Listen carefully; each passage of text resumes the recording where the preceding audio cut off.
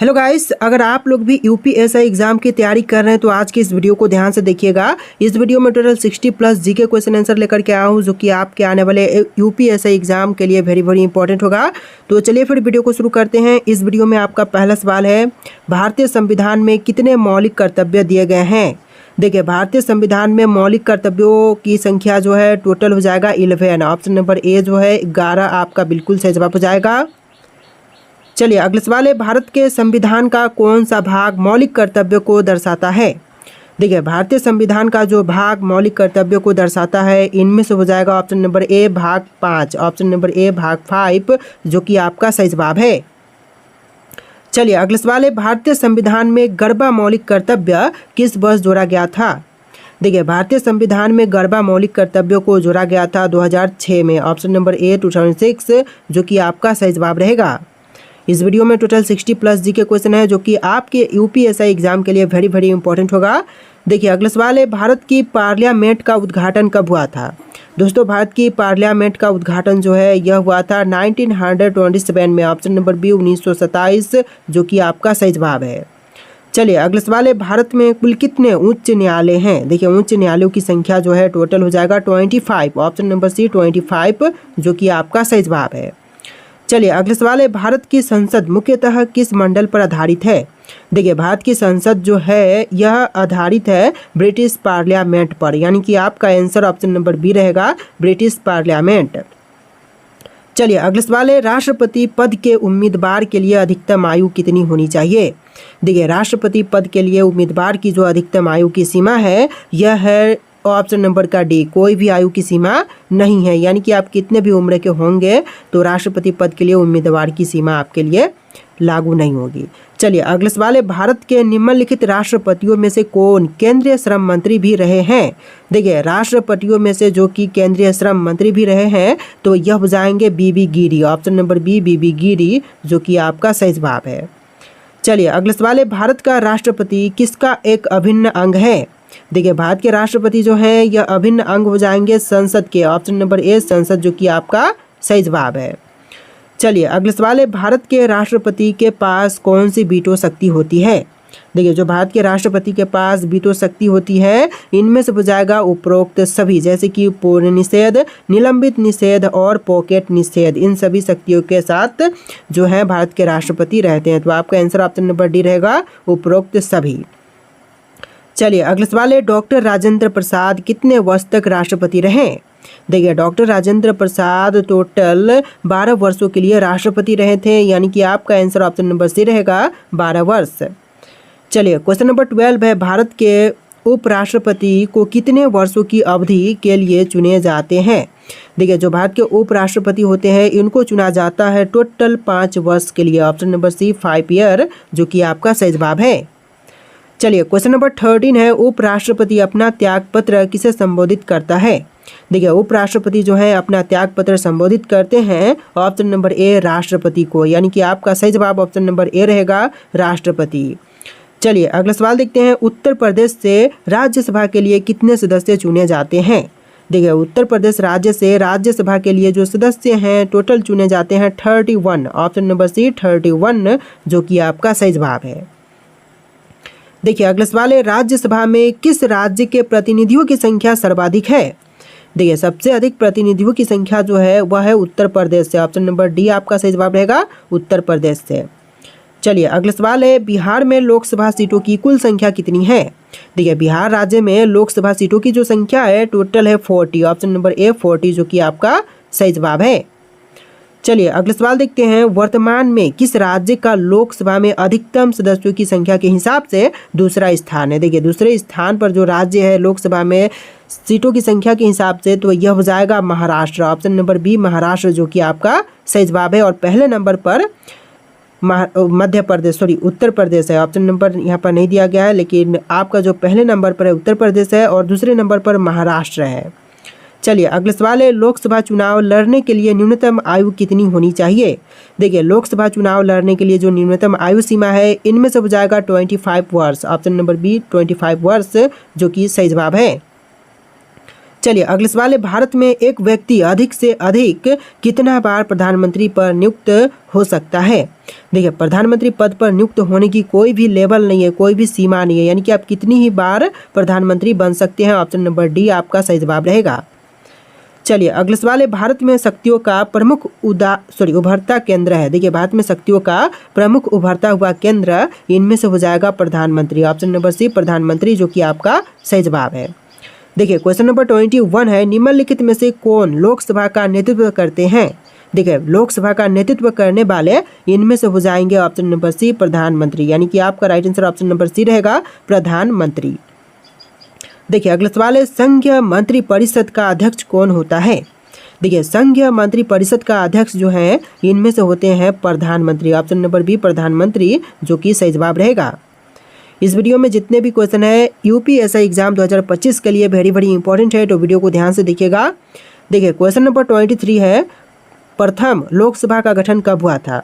देखिए प्रथम लोकसभा का गठन जो है यह हुआ था 1952 में। ऑप्शन नंबर सी 1952, जो कि आपका सही जवाब है। देखिए क्वेश्चन नंबर 24 है, नीति आयोग का अध्यक्ष कौन होता है। दोस्तों नीति आयोग के अध्यक्ष जो है इनमें से होते हैं प्रधानमंत्री। ऑप्शन नंबर सी प्रधानमंत्री, जो कि आपका सही जवाब है। चलिए अगले सवाल है, प्रधानमंत्री पद के लिए उम्मीदवार की कम से कम आयु कितनी होनी चाहिए। देखिए प्रधानमंत्री पद के लिए उम्मीदवार की कम से कम आयु सीमा जो है 25 वर्ष होनी चाहिए, तो आपका आंसर ऑप्शन नंबर ए रहेगा 25 वर्ष। चलिए अगले सवाल है, अब तक कितने व्यक्ति भारत के उप प्रधानमंत्री पद पर नियुक्त हुए हैं। तो टोटल 7। ऑप्शन नंबर सी 7 व्यक्ति अब तक भारत के उप प्रधानमंत्री पद पर नियुक्त हुए हैं, लेकिन वर्तमान समय में उप प्रधानमंत्री जैसा कोई भी यहाँ पर पद नहीं है। चलिए अगले सवाल है, भारतीय संविधान की व्याख्या करने का मुख्य अधिकारी कौन है। देखिए भारतीय संविधान की व्याख्या करने का जो मुख्य अधिकारी है इनमें से हो जाएंगे सर्वोच्च न्यायालय। ऑप्शन नंबर डी सर्वोच्च न्यायालय, जो कि आपका सही जवाब है। चलिए क्वेश्चन नंबर 28 है, लोक लेखा समिति में कितने सदस्य होते हैं। दोस्तों लोक लेखा समिति में सदस्यों की संख्या होती है टोटल 22। ऑप्शन नंबर बी 22, जो कि आपका सही जवाब है। इस वीडियो को आप लोग लाइक करके चैनल को सब्सक्राइब कर लीजिएगा। तो देखिए अगला सवाल है, पटना उच्च न्यायालय की स्थापना कब हुई थी। दोस्तों पटना उच्च न्यायालय की स्थापना जो है यह हुआ था 1916 में। ऑप्शन नंबर ए बिल्कुल सही जवाब रहेगा 1916 में। चलिए अगला सवाल देखते हैं, भारत का सबसे बड़ा उच्च न्यायालय कौन सा है। भारत में जितने भी उच्च न्यायालय हैं उनमें से सबसे बड़ा उच्च न्यायालय जो है यह हो जाएगा इलाहाबाद उच्च न्यायालय। ऑप्शन नंबर सी सही जवाब रहेगा इलाहाबाद उच्च न्यायालय। चलिए अगला सवाल है, उच्च न्यायालय के न्यायाधीशों की नियुक्ति कौन करते हैं। दोस्तों उच्च न्यायालय के न्यायाधीशों की नियुक्ति करने वाले इनमें से हो जाएंगे राष्ट्रपति। ऑप्शन नंबर ए राष्ट्रपति, जो कि बिल्कुल सही जवाब है। चलिए अगला सवाल है, भारत में कार्यपालिका का अध्यक्ष कौन होता है। दोस्तों भारत में कार्यपालिका के अध्यक्ष जो हैं इनमें से हो जाएंगे राष्ट्रपति। ऑप्शन नंबर ए राष्ट्रपति, जो कि आपका सही जवाब है। चलिए अगला सवाल, भारत में कुल कितने उच्च न्यायालय हैं। दोस्तों भारत में उच्च न्यायालयों की संख्या जो है टोटल हो जाएगा 25। ऑप्शन नंबर सी 25, जो कि सही जवाब है। तो देखिए अगला सवाल है, प्राचीनतम विश्वविद्यालय कौन सा था। दोस्तों इनमें से जो प्राचीनतम विश्वविद्यालय था यह हो जाएगा नालंदा विश्वविद्यालय। ऑप्शन नंबर सी आपका सही जवाब रहेगा नालंदा। चलिए अगला सवाल है, किसे एशिया की रोशनी कहते हैं। दोस्तों देखिए इनमें से एशिया की रोशनी जो है कहते हैं गौतम बुद्ध को, यानी कि आपका right answer option number B रहेगा गौतम बुद्ध को। चलिए अगला सवाल है, जियो और जीने दो किसने कहा था। दोस्तों जियो और जीने दो कहने वाले इनमें से हो जाएंगे Mahavir Swami. Option number A Mahavir Swami, जो कि आपका सही जवाब है। टोटल 60+ जी के क्वेश्चन है, वीडियो को ध्यान से देखिएगा। देखिए सवाल है आपका, अशोक के शासनकाल में बौद्ध संगीति किस नगर में आयोजित की गई थी। अशोक के शासनकाल में बौद्ध संगीति का आयोजन जो है यह हुआ था पाटलिपुत्र में। ऑप्शन नंबर बी पाटलिपुत्र, जो कि आपका सही जवाब है। चलिए अगला सवाल देखते हैं, किसके द्वारा तृतीय बौद्ध संगीति को संरक्षण प्रदान किया गया था। देखिए तृतीय बौद्ध संगीति को संरक्षण प्रदान मिला था अशोक के समय में। ऑप्शन नंबर बी अशोक, जो कि आपका सही जवाब है। चलिए अगला सवाल है, जैन धर्म में पूर्ण ज्ञान के लिए क्या एक शब्द है। देखिए जैन धर्म में पूर्ण ज्ञान के लिए जो एक शब्द है यह हो जाएगा कैवल्य। ऑप्शन नंबर सी कैवल्य, जो कि आपका सही जवाब है। चलिए अगला सवाल देखते हैं, किस शासक के शासनकाल में नेपाल में बौद्ध धर्म का आगमन हुआ था। देखिए शासक जिनके शासनकाल में नेपाल में बौद्ध धर्म का आगमन हुआ था तो इनमें से हो जाएंगे Ashok. Option number B Ashok, जो कि बिल्कुल सही जवाब है। चलिए अगला सवाल है, गौतम बुद्ध ने अपना प्रथम उपदेश कहाँ दिया था? बोध गया, लुम्बिनी, सारनाथ या फिर कुशीनगर में? तो correct answer option number C रहेगा, सारनाथ में पहली बार गौतम बुद्ध ने अपना उपदेश दिया था। चलिए अगला सवाल है, महावीर का जन्म किस क्षत्रिय गोत्र में हुआ था? देखिए महावीर का जन्म जो है यह हुआ था जांत्रिक क्षत्रिय गोत्र में। ऑप्शन नंबर बी आपका सही जवाब रहेगा, जांत्रिक। चलिए अगला सवाल देखते हैं, महावीर की माता कौन थी? दोस्तों महावीर की माता जो थी इनमें से कौन थी? तो यह हो जाएंगी Trishala. Option number C Trishala जो कि महावीर की माता थी। चलिए अगला सवाल है, गौतम बुद्ध द्वारा अपने धर्म में शिक्षित किए जाने वाले अंतिम व्यक्ति निम्नलिखित में से कौन था? देखिए अंतिम व्यक्ति जिनको गौतम बुद्ध द्वारा शिक्षा मिला था इनमें से हो जाएंगे ऑप्शन नंबर का डी, सुभद। ऑप्शन नंबर डी सही जवाब रहेगा, सुभद। चलिए अगला सवाल, प्राचीनतम विश्वविद्यालय कौन सा था? दोस्तों प्राचीनतम विश्वविद्यालय जैसे कि स्टार्टिंग में ही क्वेश्चन देख चुके हैं, नालंदा जो कि सही जवाब रहेगा। चलिए अगला सवाल है, किस भाषा का ज़्यादा प्रयोग बौद्धवाद के प्रचार के लिए किया गया था? देखिए बौद्धवाद के प्रचार के लिए जो सबसे अधिक भाषा का प्रयोग हुआ था इनमें से हो जाएगा पाली। ऑप्शन नंबर सी पाली भाषा का सबसे अधिक प्रयोग हुआ था। चलिए अगला सवाल है, महावीर की मृत्यु कहाँ हुई थी? दोस्तों महावीर की मृत्यु जो है यह हुआ था पावापुरी में। ऑप्शन नंबर डी पावापुरी जो कि आपका सही जवाब रहेगा।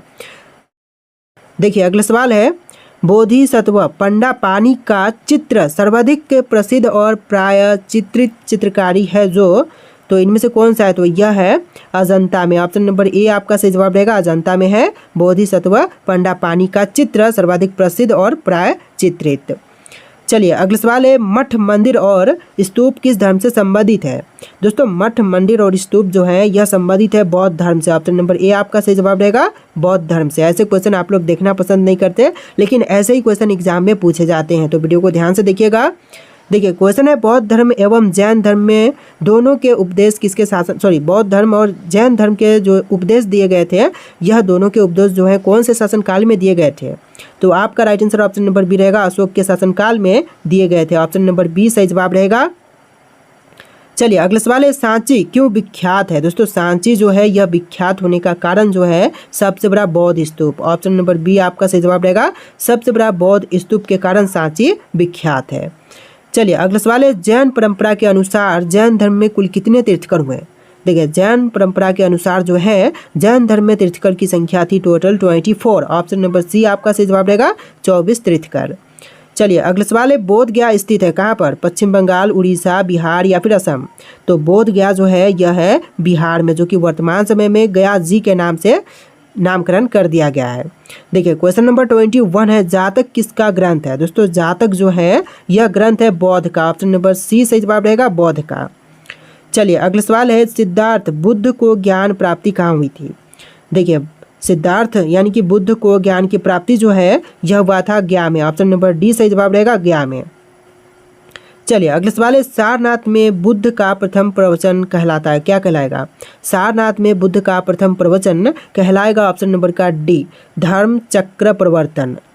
चलिए अगला सवाल है, बौद्ध धर्म ने समाज के किन वर्गों पर महत्वपूर्ण प्रभाव डाला?